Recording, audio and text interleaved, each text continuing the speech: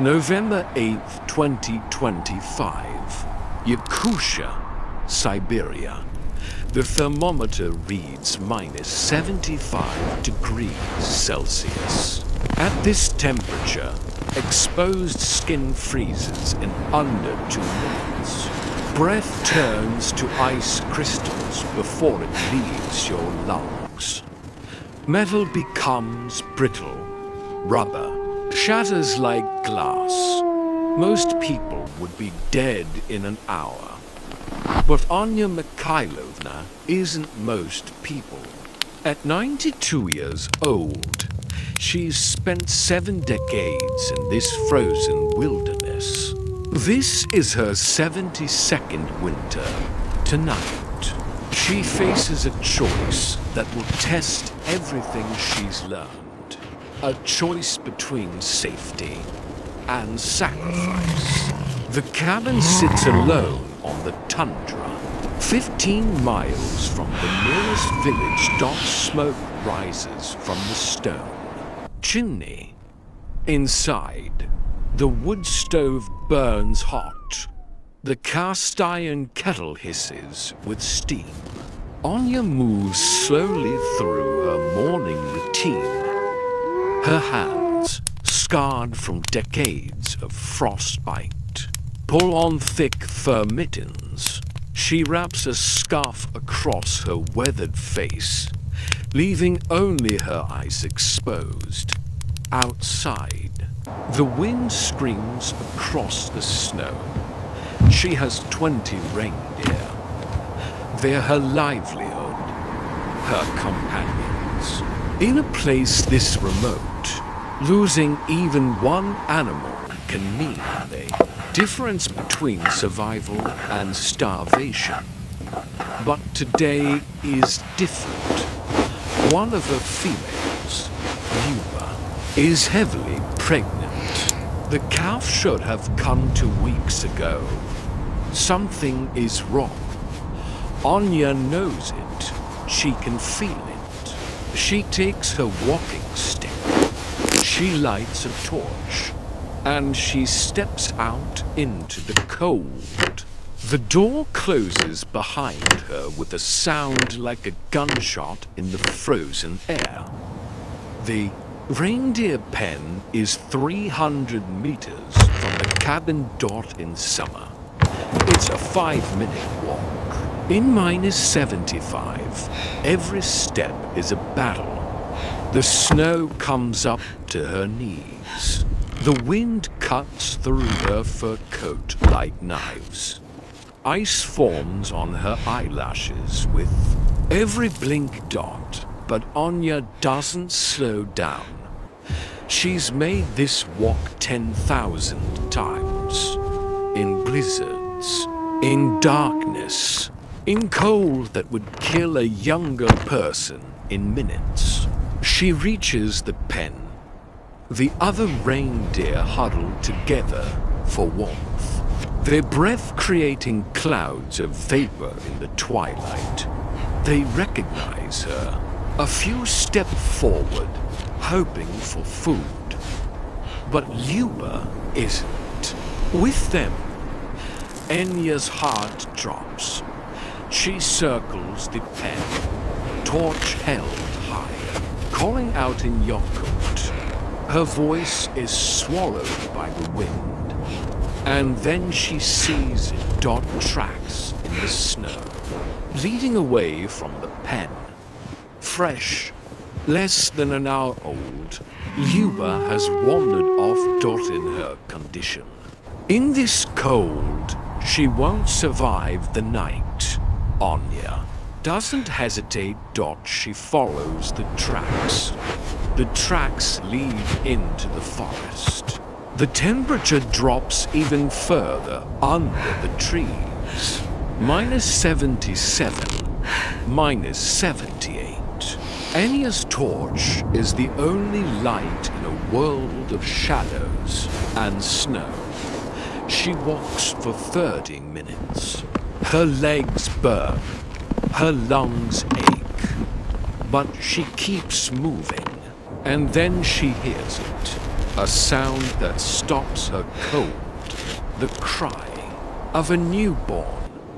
She rushes forward, pushing through a drift, and there Luba lies in the snow, sides heaving.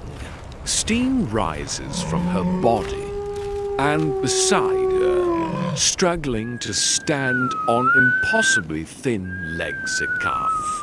Born less than 10 minutes ago, the baby is wet, shivering violently. Its dark brown fur is matted and steaming in the brutal cold. Anya drops to her knees. The calf is too weak to stand, too cold to survive. If she doesn't act now, it will be dead in minutes. She pulls off her outer coat and wraps it around the tiny animal. She rubs its legs, trying to generate warmth. The calf bleats weakly. Luba tries to stand, but collapses. She's exhausted, spent. Anya makes a decision. She'll carry the calf back, then return for Luba with help. She lifts the baby into her arms. It's heavier than she expected, at least 20 pounds. But she's carried heavier things. She turns back toward the cabin and freezes. Yellow eyes, 3 pairs. Watching from the darkness, wolves, they step into the torchlight one by one. The alpha is massive, grey fur, scarred muscle. The 2 pack wolves flank him, smaller, but just as dangerous. Their hungry in winter is harsh. Prey is scarce. The wolves haven't eaten in days, and Anya is holding their next meal. The alpha takes a step forward. Anya tightens her grip on the calf. She's 92 years old. She has frostbite scars on 8 of her fingers. Her knees ache. Her back is bent from 7 decades of labor. But she doesn't move. The wolves circle, testing, looking for weakness. Anya plants her torch in the snow. She stands as tall as her old. Bones will allow and she roars, a sound from deep in her chest. A lifetime of survival compressed into a single moment of defiance. The wolves hesitate. The alpha's ears flatten. He lowers his head. His lips curl back, showing teeth. Anya doesn't blink for 30 seconds. They stare at each other, woman and wolf, predator and prey. And then the alpha takes another step forward. The standoff is over. Anya has one chance. She reaches into her pocket and pulls out a flare, the kind used for emergencies. Bright enough to be seen for miles, she strikes it. The flare ignites with a hiss, blazing white hot. Brighter than the sun, the wolves yelp and scatter, blinded and terrified by the sudden explosion of light. Anya doesn't wait. She grabs the calf, grabs her torch, and runs.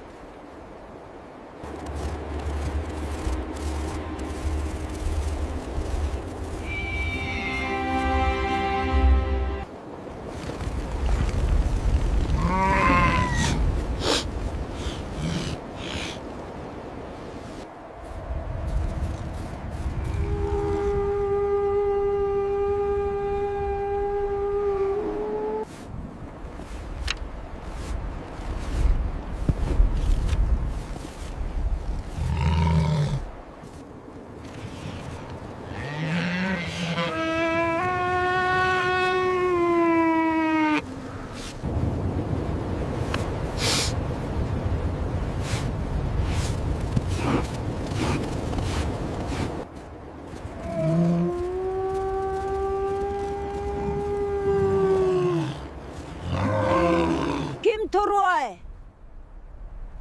Oli hien tahtata.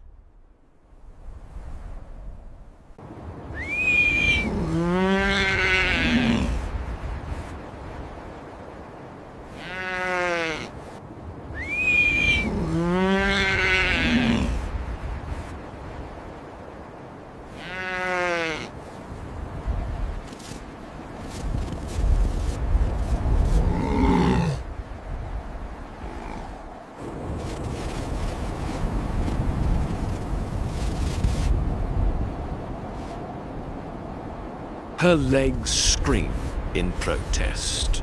Her lungs burn. But adrenaline pushes her forward.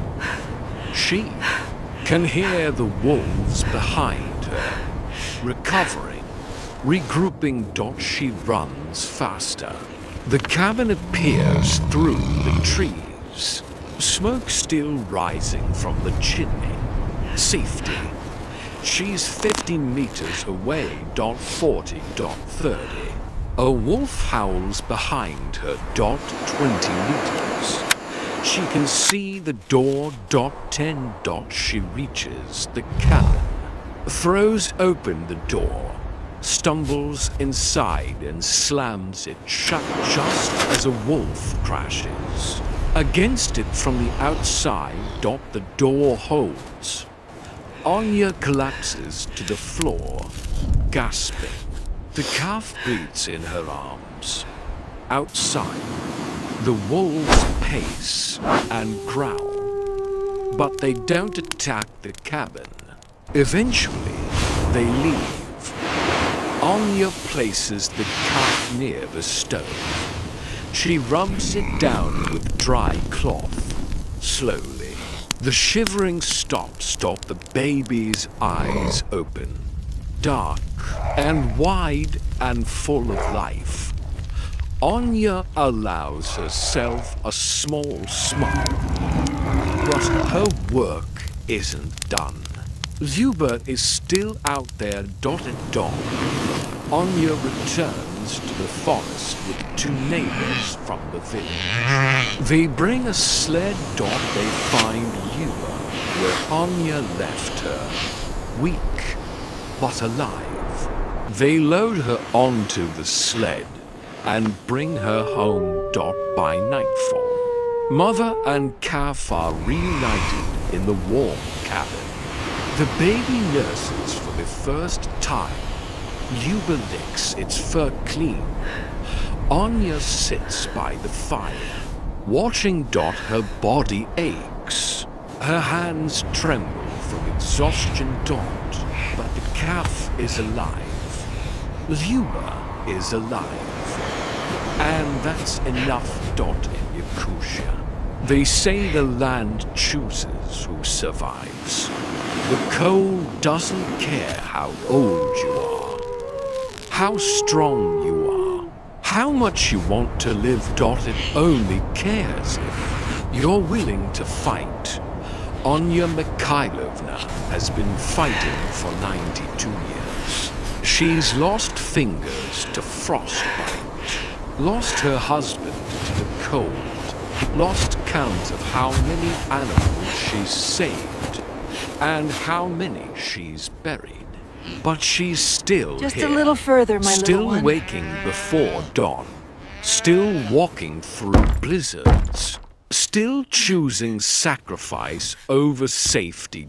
Because in a place where temperatures drop to -75, where wolves hunt in the darkness, where every winter could be your last, survival isn't about strength. It's about refusing to give up. Even when the cold tells you to stop, even when your body begs you to rest, even when the wolves are at your door, Anya doesn't know how many winters she has left.